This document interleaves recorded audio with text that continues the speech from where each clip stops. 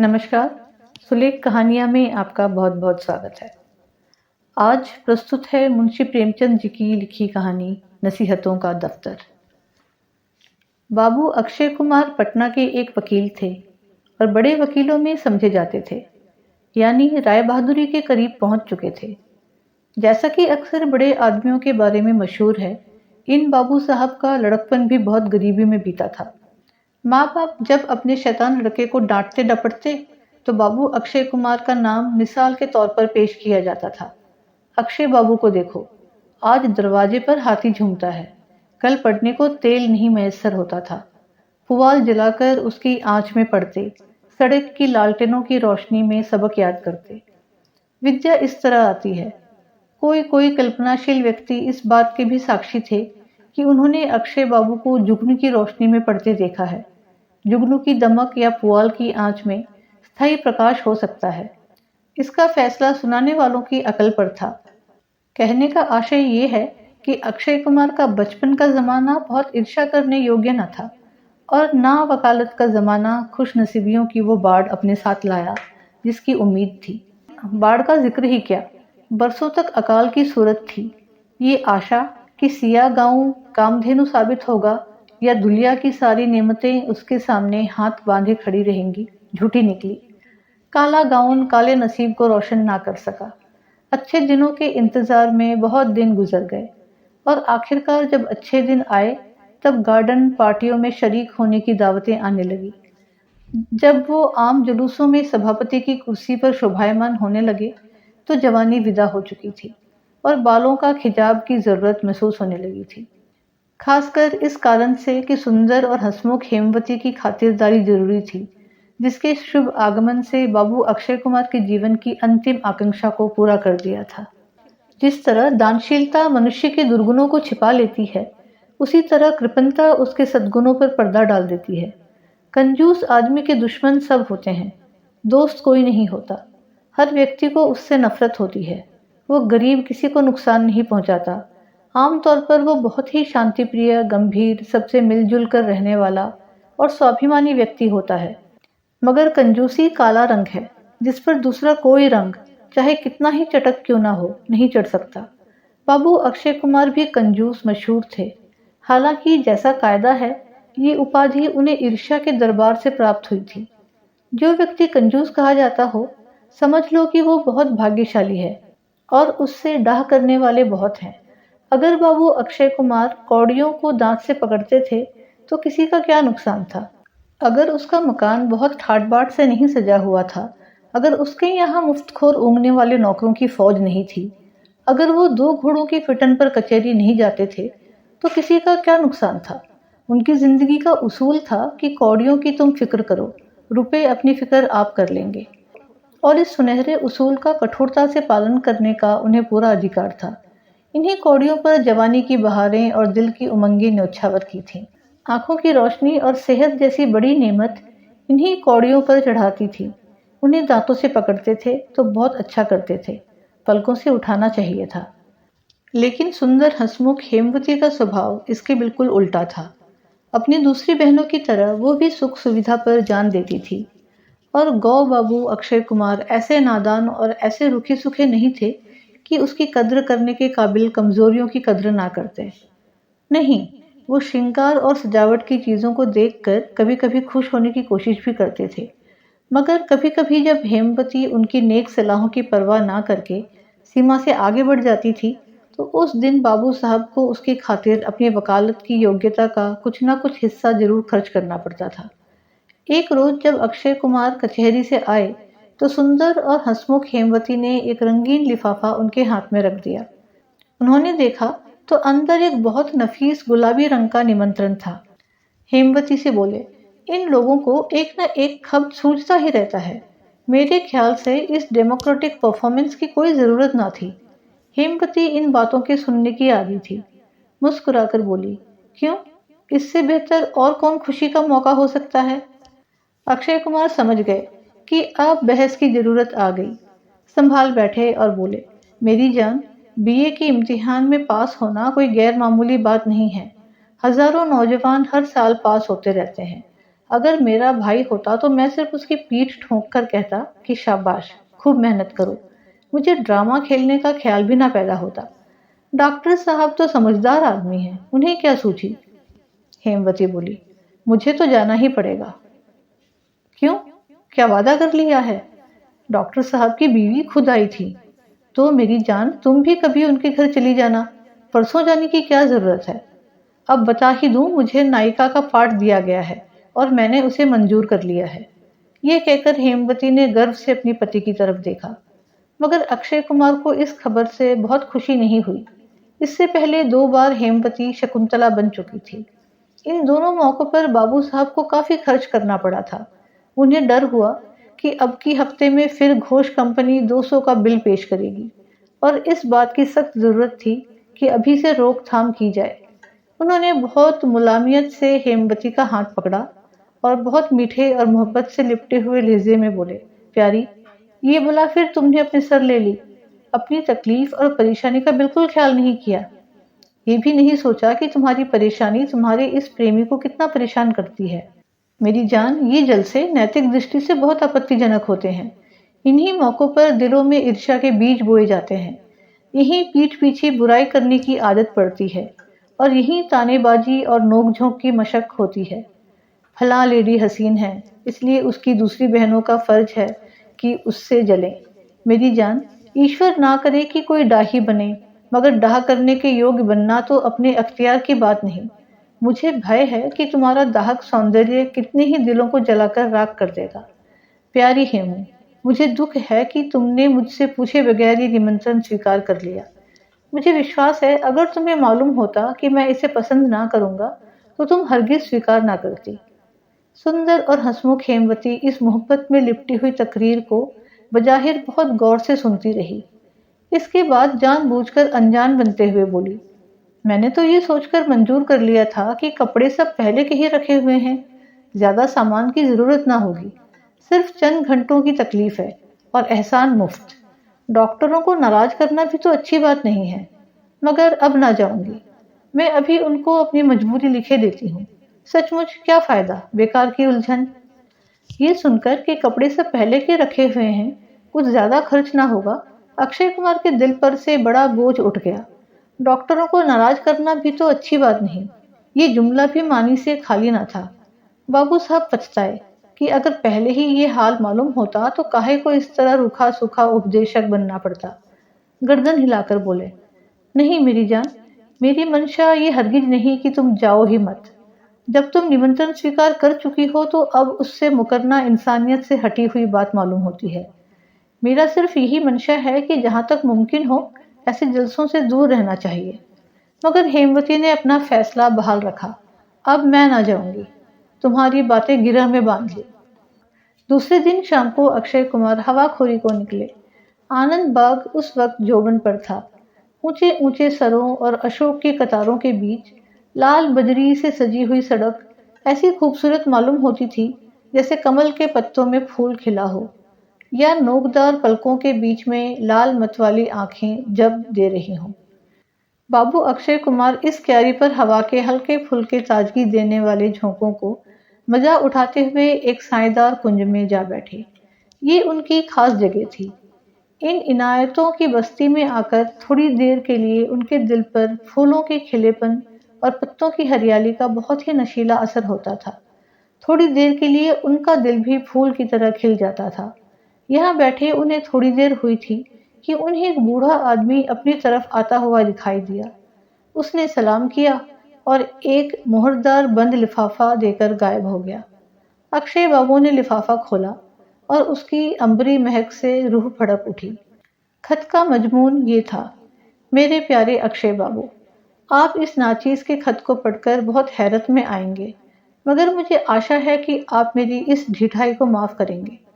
आपके आचार विचार, आपकी सुरुचि और आपके रहन सहन की तारीफें सुन सुनकर मेरे दिल में आपके लिए एक प्रेम और आदर का भाव पैदा हो गया है। आपके सादे रहन सहन ने मुझे मोहित कर लिया है। अगर हया शर्म मेरा दामन ना पकड़े होती तो मैं अपनी भावनाओं को और भी स्पष्ट शब्दों में प्रकाशित करती। साल भर हुआ कि मैंने सामान्य पुरुषों की दुर्बलता से निराश होकर ये इरादा कर लिया था कि शेष जीवन खुशियों का सपना देखने में काटूंगी। मैंने ढूंढा, मगर जिस दिल की तलाश थी ना मिला। लेकिन जब से मैंने आपको देखा है, मुद्दतों की सोई हुई उमंगें जाग उठी है। आपके चेहरे पर सुंदरता और जवानी की रोशनी ना सही, मगर कल्पना की झलक मौजूद है, जिसकी मेरी निगाह में ज्यादा इज्जत है।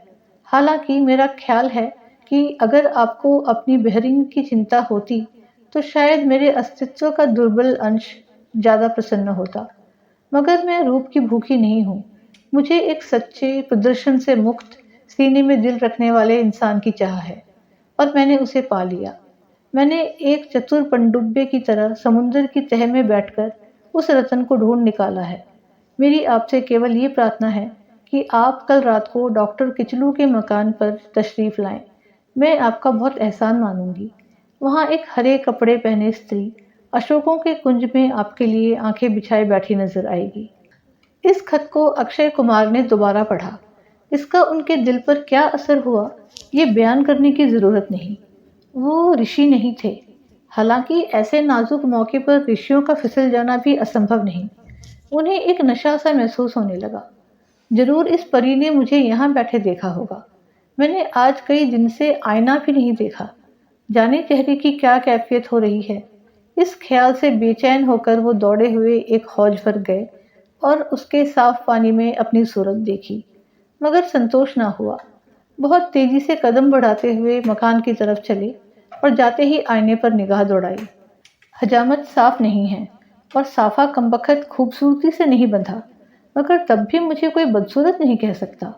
ये जरूर कोई आला अर्जे की, पढ़ी लिखी, ऊंचे विचारों वाली स्त्री है, वरना मामूली औरतों की निगाह में तो दौलत और रूप के सिवा और कोई चीज जचती ही नहीं। तो भी मेरा ये फूहड़पन किसी सुरुचि संपन्न स्त्री को अच्छा नहीं मालूम हो सकता। मुझे अब इसका ख्याल रखना होगा। आज मेरे भाग्य जागे हैं। बहुत मुद्दत के बाद मेरी कद्र करने वाला एक सच्चा जौहरी नजर आया है। भारतीय स्त्रियां शर्म और हया की पुतली होती हैं। जब तक कि अपने दिल की हलचलों से मजबूर ना हो जाएं, वो ऐसा खत लिखने का साहस नहीं कर सकती। इन्हीं ख्यालों में बाबू अक्षय कुमार ने रात काटी। पलक तक नहीं झपकी। दूसरे दिन सुबह 10 बजे तक बाबू अक्षय कुमार ने शहर की सारी फैशनेबल दुकानों की सैर की। दुकानदार हैरत में थे कि आज बाबू साहब यहाँ कैसे भूल पड़े। कभी भूल कर भी ना झांकते थे। ये काया पलट क्यों कर हुई। गरज आज उन्होंने बड़ी बेदर्जी से रुपया खर्च किया, और जब घर चले तो फिटन पर बैठने की जगह न थी। हेमवती ने उनके माथे पर से पसीना साफ करके पूछा, आज सवेरे से कहाँ गायब हो गए। अक्षय कुमार ने चेहरे को जरा गंभीर बनाकर जवाब दिया, आज जिगर में कुछ दर्द था, डॉक्टर चड्ढा के पास चला गया था। हेमवती के सुंदर हंसते हुए चेहरे पर मुस्कुराहट सी आ गई। बोली, तुमने मुझसे बिल्कुल जिक्र नहीं किया। जिगर का दर्द भयानक मर्ज है। अक्षय कुमार बोले, डॉक्टर साहब ने कहा है कोई डरने की बात नहीं है। हेमवती बोली, इसकी दवा डॉक्टर किचलू के यहाँ बहुत अच्छी मिलती है।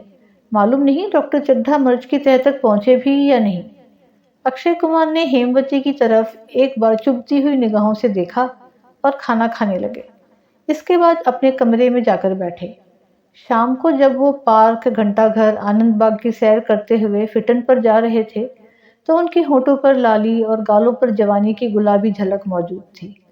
तो भी प्रकृति के अन्याय पर, जिसने उन्हें रूप की संपदा से वंचित रखा था, उन्हें आज जितना गुस्सा आया, शायद और कभी ना आया हो। आज वो पतली नाक के बदले अपना खूबसूरत गाउन और डिप्लोमा सब कुछ देने के लिए तैयार थे। डॉक्टर किचलू का खूबसूरत लताओं से सजा हुआ बंगला रात के वक्त दिन का समा दिखा रहा था। फाटक के खंभे, बरामदे के मेहराबें, सरों के पेड़ों की कतारें सब बिजली के बल्बों से जगमगा रही थी। इंसान की बिजली की कारीगरी अपना रंगारंग जादू दिखा रही थी। दरवाजे पर शुभ आगमन का बंधनवार, पेड़ों पर रंग बिरंगे पक्षी, लताओं में खिले हुए फूल, ये सब इसी बिजली की रोशनी के जलवे थे। इसी सुहानी रोशनी में शहर के रईस इठलाते फिर रहे थे। अभी नाटक शुरू करने में कुछ देर है, मगर उत्कंठा लोगों को अधीर करने पर लगी थी। डॉक्टर किचलू दरवाजे पर खड़े मेहमानों का स्वागत कर रहे हैं। 8 बजे होंगे। बाबू अक्षय कुमार बड़ी आन बान के साथ अपनी फिटन से उतरे। डॉक्टर साहब चौंक पड़े। आज ये गुलर में कैसे फूल लग गए। उन्होंने बड़े उत्साह से आगे बढ़कर बाबू साहब का स्वागत किया और सर से पांव तक उन्हें गौर से देखा। उन्हें कभी ख्याल भी ना हुआ था कि बाबू अक्षय कुमार ऐसे सुंदर सजीले कपड़े पहने हुए गबरू नौजवान बन सकते हैं। कायाकल्प का स्पष्ट उदाहरण आंखों के सामने खड़ा था। अक्षय बाबू को देखते ही इधर उधर के लोग आकर उनके चारों ओर जमा हो गए। हर शख्स हैरत से एक दूसरे का मुंह ताकता था। होंठ रुमाल की आड़ ढूंढने लगे, आंखें सरगोशियां करने लगी। हर शख्स ने गैरमामूली तपाक से उनका मिजाज पूछा। शराबियों की मजलिस और पीने की मनाही करने वाले हजरत वाइस की तशरीफ आवरी का नज़ारा पेश हो गया। अक्षय बाबू बहुत झेप रहे थे। उनकी आंखें ऊपर को ना उठती थीं। इसलिए जब मिजाज पुर्सियों का तूफान दूर हुआ तो उन्होंने अपने हरे कपड़े वाली स्त्री की तलाश में चारों तरफ एक निगाह दौड़ाई और दिल में कहा, ये शोहदे हैं, मसखरे। मगर अभी अभी उनकी आंखें खुली जाती हैं। मैं दिखा दूंगा कि मुझ पर भी सुंदरियों की दृष्टि पड़ती है। ऐसी सुंदरियां भी हैं जो सच्चे दिल से मेरे मिजाज की कैफियत पूछती हैं और जिनसे अपना दर्द दिल कहने में मैं भी रंगीन बयान हो सकता हूँ। मगर उस हरे कपड़ों वाली प्रेमिका का कहीं पता न था। निगाहें चारों ओर से घूम घाम कर नाकाम वापस आईं। आधे घंटे के बाद नाटक शुरू हुआ। बाबू साहब निराश भाव से पैर उठाते हुए थिएटर हॉल में गए और कुर्सी पर बैठ गए। बैठ क्या गए, गिर पड़े। पर्दा उठा। शकुंतला अपनी दोनों सखियों के साथ सर पर घड़ा रखे पौधों को सींचती हुई दिखाई दी। दर्शक बाग बाग हो गए। तारीफों के नार नाबुलंद हुए। शकुंतला का जो काल्पनिक चित्र खींच सकता है वो आंखों के सामने खड़ा था। वही प्रेमिका का खुलापन, वही आकर्षक गंभीरता, वही मतवाली चाल, वही शर्मीली आंखें। अक्षय बाबू पहचान गए, ये सुंदर हंसमुख हेमवती है। बाबू अक्षय कुमार का चेहरा गुस्से से लाल हो गया। इसने मुझसे वादा किया था कि मैं नाटक में ना जाऊंगी। मैंने घंटों इसे समझाया। अपनी असमर्थता लिखने पर तैयार थी, मगर सिर्फ दूसरों को रिझाने और लुभाने के लिए, सिर्फ दूसरों के दिलों में अपने रूप और अपनी अदाओं का जादू फूंकने के लिए, सिर्फ दूसरी औरतों को जलाने के लिए उसने मेरी नसीहतों का और अपने वादे का, यहाँ तक कि मेरी अप्रसन्नता का भी जरा भी ख्याल ना किया। हेमवती ने भी उड़ती हुई निगाहों से उनकी तरफ देखा। उनके बांकपन पर उसे जरा भी ताज्जुब ना हुआ। कम से कम वो मुस्कुराई नहीं। सारी महफिल बेसुध हो रही थी, मगर अक्षय बाबू का जी वहां ना लगता था।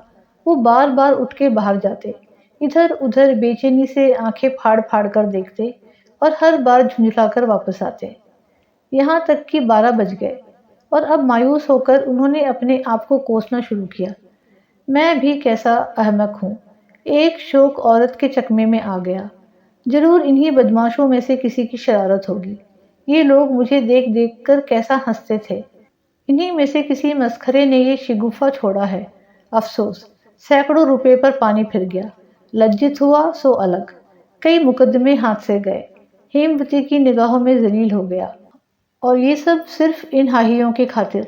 मुझसे बड़ा अहमक और कौन होगा।